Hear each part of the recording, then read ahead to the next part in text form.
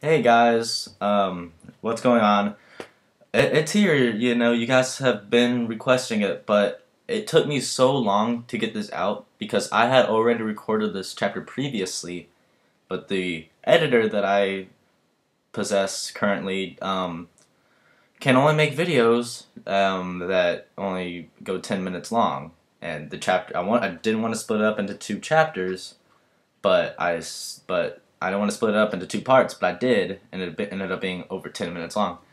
I'm just gonna I'm just gonna put out a clue to what I have, and it has a little apple in it. That's my editor, but what are you gonna do?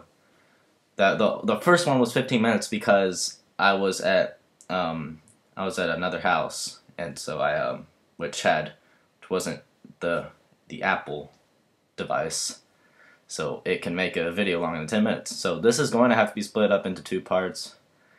Yes, I know. I don't want to do it either, but we're just gonna have to do this. But it is finally here. I could have gotten this a week earlier, but I went to family at Thanksgiving, so you know.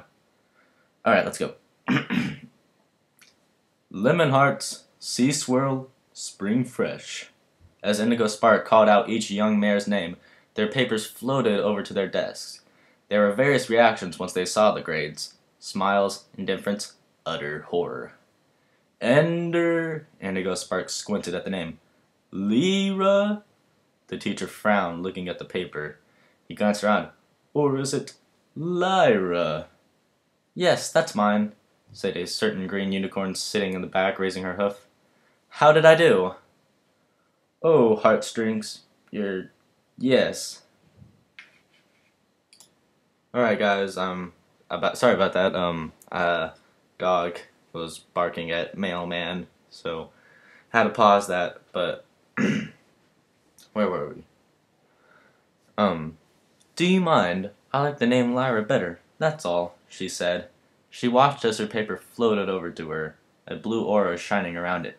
It seemed to take forever to reach her. I suppose that's fine. Indigo Spark looked confused. Your paper was interesting.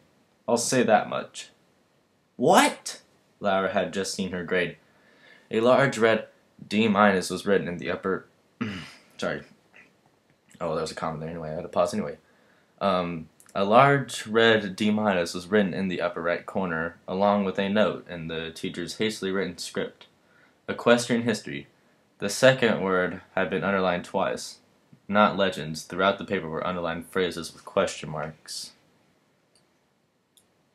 She gaped at the paper in disbelief. Was that true? She'd read those books for hours on end, and not a single one had said anything about humans being legends. There was just too much on the subject, so many diverse topics about their culture, and biology, and customs, and everything. True, there were parts of it that were obviously legends, just like ponies. Humans had their own folklore. She'd actually come across her new name in the old stories, Lyra. As soon as she'd read that, something about it just sounded so right. She liked the name much more than heartstrings. She'd said the name out loud to herself many times. Lyra, and the way it sounded was so perfect. Human names were like that. Most ponies had names that were made up of other words, but humans had names that were just like that. Names. Ponies might say that something tugged at the heartstrings, a phrase that had always bothered her.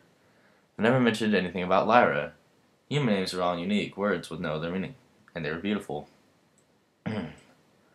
Now to our next... wait, hold on. Indigo Spark was...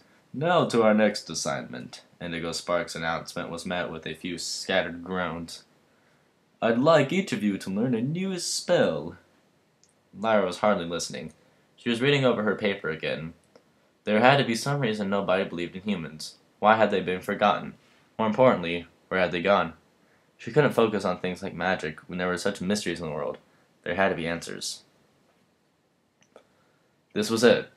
Wait. I think that flashback's over. This was it. All these years of ponies saying humans had never existed. That creatures like those were impossible.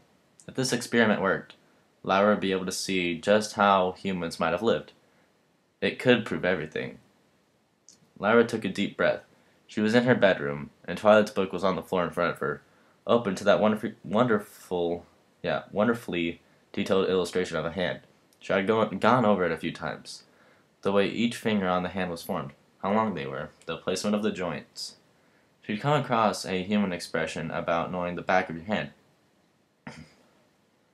She was probably about as familiar with it as any human ever was by now.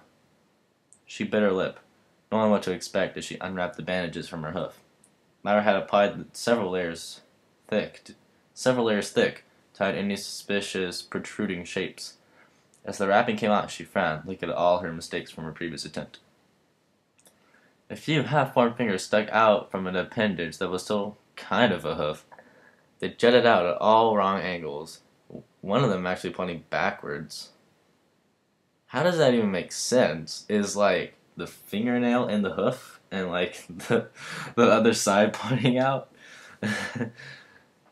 um, a few had too many joints. That'd be kind of cool, I guess. Like you could, like bend your finger in all these like more ways, I guess. And others didn't have enough. There were two that resembled thumbs, one on either side of the hoof, since she'd been indecisive as to which side it was supposed to go on. The whole thing was a tangled mess. This time it'll work. Let's see. She referred to the book. The illustration seemed to be a left hand. That's because the thumb was on the right. And then back to the results of her last experiment. She flexed one of the fingers, and if it was all messed up, she still had the motor control over the fingers. It just felt all wrong. This attempt would be better. Now I just gotta focus. She started to channel the magic through her horn and onto her hoof, wincing both from the mental strain and from the sensation of the entire anatomical structure from her hoof being rearranged at the same time. The fingers taking shape, retracting back into her hoof, then protruding back as the entire hoof transformed. How long are we in? 7 minutes. So, yeah, I think I'm gonna end the recording right here, and then the second part will come out probably pretty soon. I'll probably record it right after this is rendered out and uploaded. So yeah, so it's finally here. You know, I'm glad that people are actually requesting stuff. You know, that's really good for me. You know, that knows that you guys like what I'm doing, and that's definitely a big confidence booster. So here it is. Goodbye. That was a long pause. Goodbye. Yeah.